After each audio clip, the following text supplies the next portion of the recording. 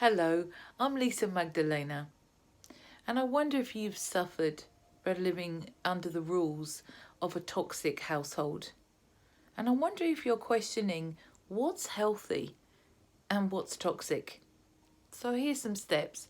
Here's some tips, some strategies, or some secrets really of how a toxic household is run and how a healthy household is run.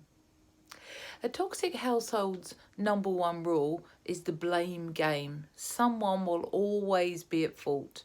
There'll always be a scapegoat in a toxic household, where in a healthy, loving household, mistakes are considered human. There's discussion around them. There's not a blame game. It's not someone else's problem or else's fault. There's discussion.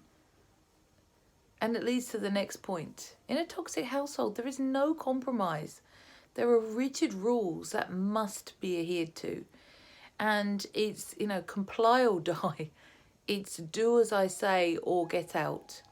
And it's kind of run on, how can I put it? It's run on do as I say and I'll love you. Don't do as I say and I'll leave you. And that causes a lot of anxiety within us when we realise that we're living under those rules. Also, what happens in a toxic household is that their feelings are dumped.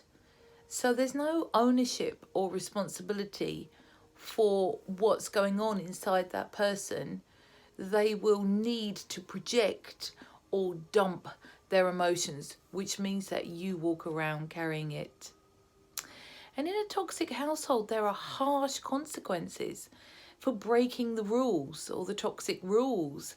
There's harsh consequences. Where in healthy households, it's run on compromise and cooperation, and everyone's encouraged to live in line with their healthy rules because it's love, it's win-win for everybody.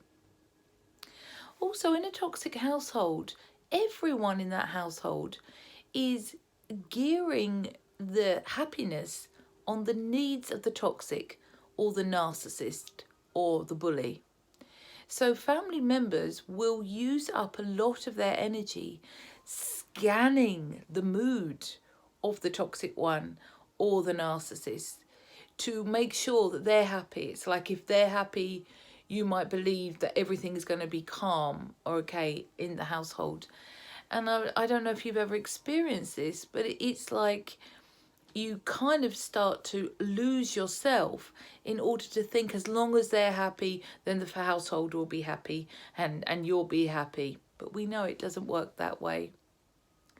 And finally, the rigid rules of the household are, one of the main one, it's all based on image. It's based on keeping up appearances.